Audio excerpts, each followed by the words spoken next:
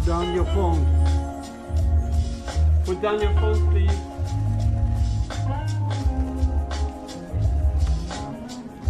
Hold down. Your phone. Hold down, hold down.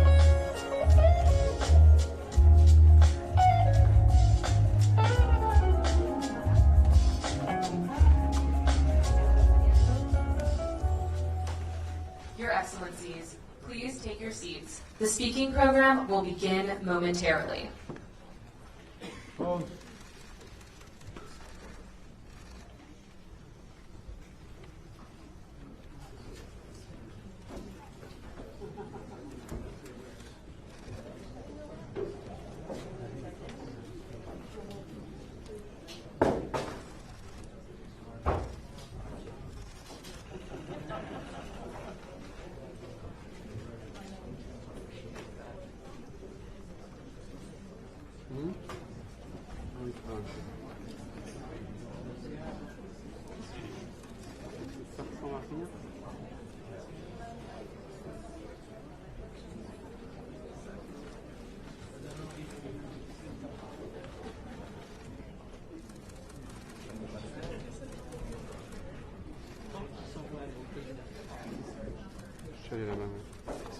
No.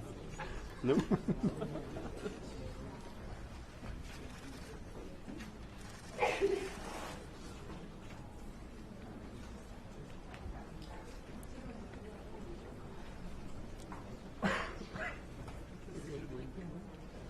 No, I don't feel.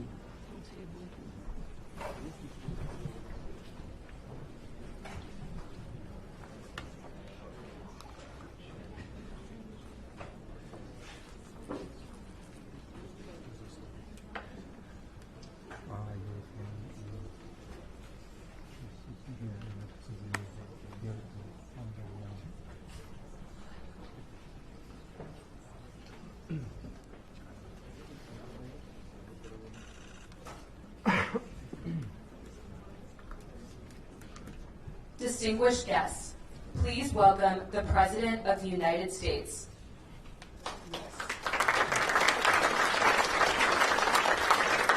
Thank you. Welcome to Washington.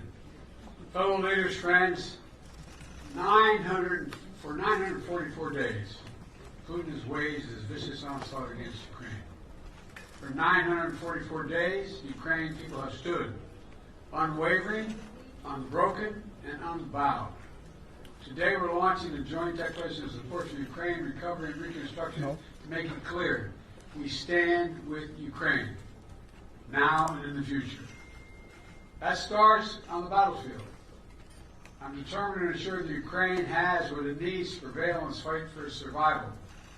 Tomorrow, I will announce a series of actions to accelerate support for Ukraine's military. But we know Ukraine's future victory is about more than what happens on the battlefield. It's also about what Ukrainians do to make the most of a free and independent future, for which so many have sacrificed so much. With this declaration, over 30 countries and the European Union have made important commitments. First, as Ukraine continues to make necessary reforms to fight corruption, we're committed to providing Ukraine with the resources it needs to build back stronger than it was before. Folks, it's no secret. Russian attacks have caused significant damage to Ukraine. And less well known is the story of Ukraine's economic resilience. Ukraine's GDP is stable and actually growing. Ukraine's defense industry, forged in the fire, is 6 times larger than it was a year ago. Ukraine is now exporting almost as much grain as it did before the war, feeding people and the world once again. Ukraine's economy is resilient, and together we can help Ukraine go from economic resilience to economic revival. Second, we commit to hold Russia accountable for the damage it has caused.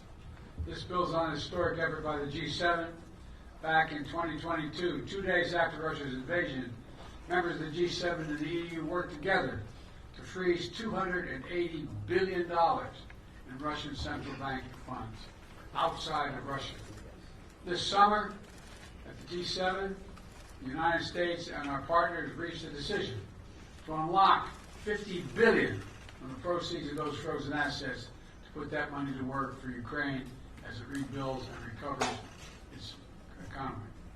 Today, we reaffirm that with all our respective countries and legal systems, Russia's sovereign assets will be immobilized until Russia ends its aggression and pays for the damage it's caused. Finally, we're committed to coordinate closely through efforts like the Ukraine Donor Platform, so we can make sure that each dollar goes as far as possible, reinforcing one another instead of duplicating work. Let me close with this. This war has shown the Ukrainians can do anything they set their minds to. Today, we show the Ukrainians you're not alone. You're not alone in this fight. You're not alone in the reconstruction that comes after. Ukrainian people have fought and died to win the future of freedom and independence. Mr. President, we all stand by your side to help Ukraine make the most of it. Thank you all very much.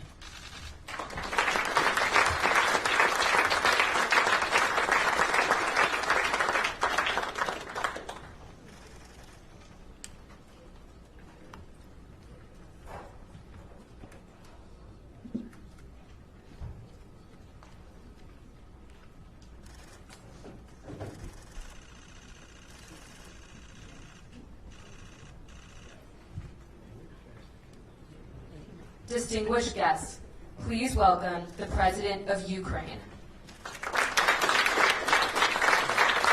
Thank you so much, dear President Biden, dear leaders, dear our friends. I'm grateful to all of you for your unity in protecting lives. We previously gathered at the NATO summit in Vilnius to strengthen our defense cooperation. We do value the G7 Security Declaration and the 26 bilateral security agreements, which fortify us all. And now more than 30 countries and the EU have agreed to the declaration, truly strong declaration focused on rebuilding Ukraine after the hostilities. This is a shared commitment to help rebuild Ukraine and support our path to the EU. It involves coordinating recovery efforts through the Ukrainian Donor Platform, ensuring that our joint ideas become a reality. And it's crucial that this support becomes tangible this year. That's why additional financing resources are planned by the end of the year, with access to $50 billion in immobilized assets from the aggressor state, Russia, which brought this war upon us. This reflects our shared vision of life. We protect people, and we ensure that people have the opportunities to live. And it is absolutely justified that those who help us with them now will be the first to benefit together with Ukraine from the large-scale reconstruction. Security and prosperity are tightly intertwined, and one cannot exist without the other. Sadly, throughout history, wars have too often shattered the destinies of generations, lasting a few years, but poisoning lives for decades. Together we can prevent this now. We must not leave behind ruins that would spread resentment and bitterness after this war. This task can only be achieved together. After the devastating Second World War, the Allies launched the Marshall Plan, which gave peace the strength to become truly lasting. And today we are laying the foundation for a similar architecture of recovery, one that will promote peace for Ukraine and all of Europe and the general welfare. I thank President Biden and all you, France, and Italian Prime Minister Giorgia Meloni for their support in organizing today's meeting and for their unwavering leadership in protecting our lives. Thank you all, my friends, and I am confident life will prevail. Thank you. Slava Ukraini.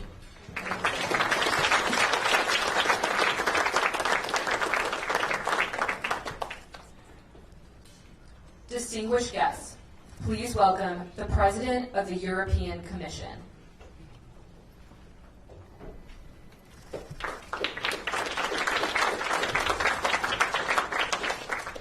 President Biden, President Zelenskyy, fellow leaders. In a few weeks, the world will mark 1,000 days of Russia's full-scale invasion. So many innocent people have been killed. So many cities have been razed to the ground. So many families have been torn apart. One day we will know how many young men and women were killed in this imperialistic war. But there's something we already know today. Peace cannot be taken for granted. We have to stand up for it every single day. No one wants peace more than the people of Ukraine. A just and lasting peace. Peace is not only the end of fighting. Peace is not simply the absence of war. Peace is a settlement that makes war impossible and unnecessary. We must put Ukraine in the strong condition of negotiating such peace. And this is why the integration of Ukraine in the European Union is for us at the heart of our peace efforts. Putting Ukraine in a strong position is also about the economy. The G7 partners in Puglia announced the $50 billion loan to Ukraine, and I'm pleased to confirm that Europe will be providing up to 35 billion euros. This loan will be repaid by the windfall profits of the immobilized Russian assets. In other words, it is Russia who pays for the damages it caused. And Volodymyr, today you described how Russia tries to plunge Ukraine in the dark by massively targeting your energy infrastructure. Rest assured, together with our partners, we are repairing, reconnecting, and stabilizing the energy supplies. There is light for Ukraine. And allow me to share a last thought with you.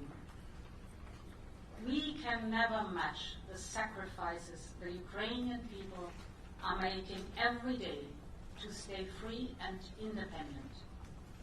But what we can do, stand by their side and build a common future. 5 days ago I was in Kyiv and saw several startups, and it was really touching. Despite the war, Ukraine is blessed by the daring entrepreneurial spirit of its young people. Ukraine is becoming one of Europe's most digitized economies.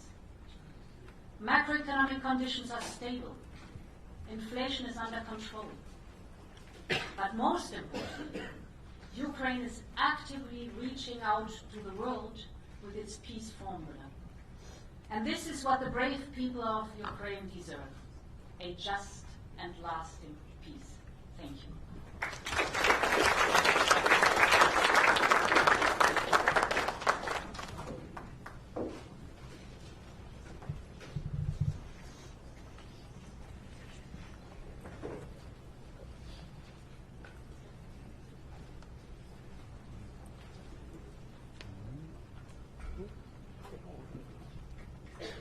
Distinguished guests, please welcome the Prime Minister of Great Britain and Northern Ireland.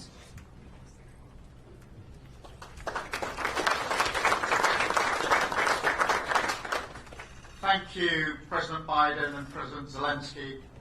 It is important that we meet here today as the world comes together for the General Assembly, because this group is united in its determination to stand up for the UN Charter in Ukraine. Russia's invasion is against everything the UN stands for, so it must be met with strength International law must be upheld. None of us want this war, and no one wants to put it an end more than Ukraine. But so long as Putin continues this aggression, we will support Ukraine to defend its land and its people. That is why the UK has committed to provide £3 billion in military aid every year for as long as it is needed. And it's why we're investing in Ukraine's defence industry. We must redouble our efforts to help Ukraine push back and show Putin he cannot win this illegal war. At the Swiss Peace Summit this year, 89 countries came together to say that Ukraine's right to territorial integrity must be the basis of any sustainable peace settlement, and that has to be our starting point. And our commitment goes far beyond military aid. We're providing help for communities on the front line, help for energy infrastructure, recovery and reconstruction. Everything from solar panels on hospital rooftops to generators in Kharkiv and Odessa. We will deploy over £480 million of loan agreements for the World Bank lending before the end of the year to support the economy and vital public services, keeping schools and hospitals open. We're working also with the G7 to deliver that additional $50 billion from the profits generated by frozen Russian assets, because Russia must pay for Ukraine's recovery. Like everyone here today, I want to see Ukraine thrive as a strong, modern, prosperous European nation. And so I say again, we're in this for the long haul. Thank you all. Slava Ukraine.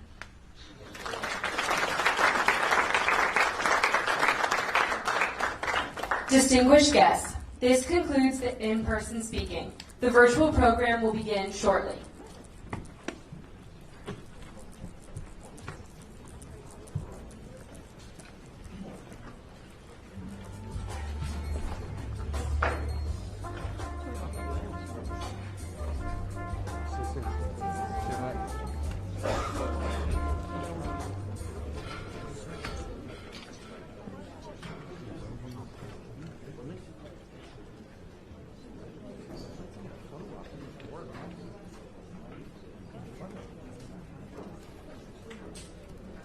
Distinguished guests, please welcome the Prime Minister of the Italian Republic.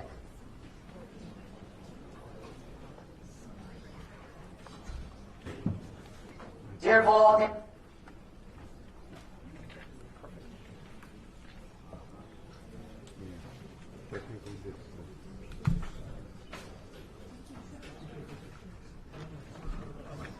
sorry.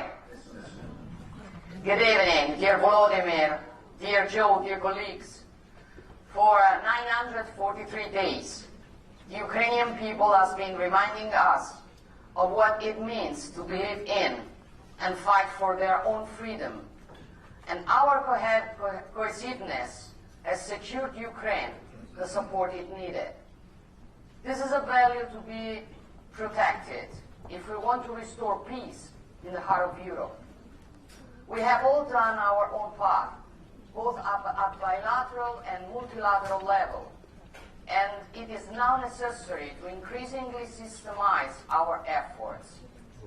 The joint declaration adopted today, promoted by Italy as G7 presidency and joined by many, pushes this very direction.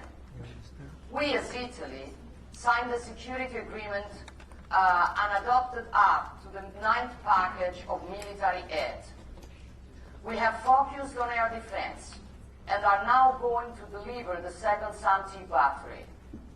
This is net of the support Italy continues to provide across the board, including the protection of infrastructures, not least our contribution to restoring energy production capacity following the destruction of the Nova Kakhovka dam.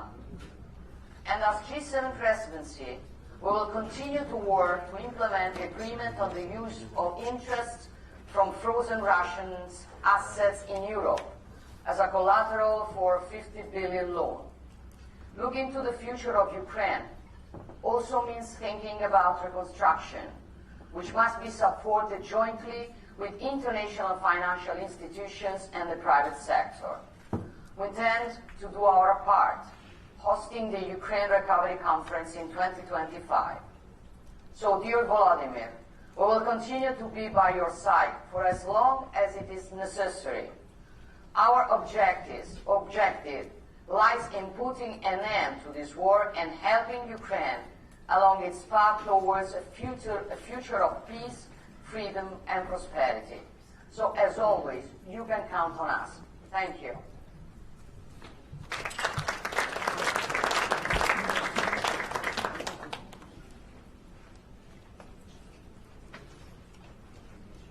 Distinguished guests, please welcome the Prime Minister of Canada. Hello, my friends. I'm sorry I couldn't be with you, but I needed to be back in Parliament here in Ottawa. Volodymyr, very happy to join with you virtually and all our other G7 partners. Thank you, Joe, for hosting this. Good to see everyone here. Canadian support for Ukraine is unwavering, as is the support of the G7. I'm proud to endorse the joint declaration of support for recovery and reconstruction of Ukraine. I want to make 4 brief points today. 1, we support your continued diplomatic efforts towards a just and lasting peace, including through the peace formula.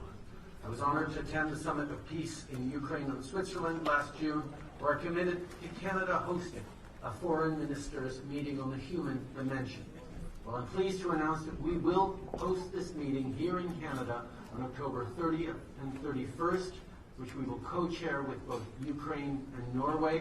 And I certainly hope that all of you will be sending your foreign ministers to join with us in this important meeting, where we can contribute to the return of deported children, detained civilians, and prisoners of war. Second, on security and military assistance, Canada is determined to continue to work with Ukraine and partners to provide you with all the support you need to achieve victory against Russian aggression. We're providing Ukraine with $500 million in new military assistance that I announced at the NATO summit in July, and we're considering more areas of critical and urgently needed support, such as drones, artillery, armored vehicles, and fighter pilot training. We will continue continue to be there with you as long as it takes.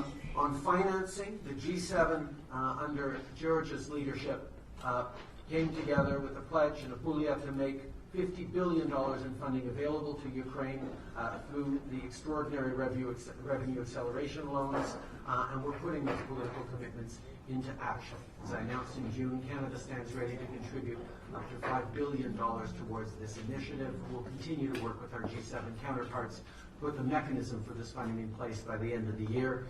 And finally, on recovery and reconstruction, we will continue to support Ukraine's vision for its recovery and reconstruction. We'll continue to support an inclusive recovery approach that ensures the voices of women, marginalized groups, and civil society are at the heart of Ukraine's path forward. Given the scale of investment required, leveraging public and donor funding will also be necessary to mobilize significant private investment and maximize available financing. As Canada takes on from the tremendous leadership that Georgia showed at the G7 this year, we take on the G7 presidency next year. We will continue to make sure we are all delivering on our commitments to support Ukraine in its long-term self-defense, resilience, and reconstruction needs. We will stand with you with everything it takes until you win this war. Slava Ukraini.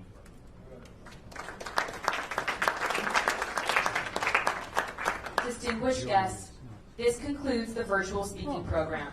Thank you for joining us. See you in Ukraine.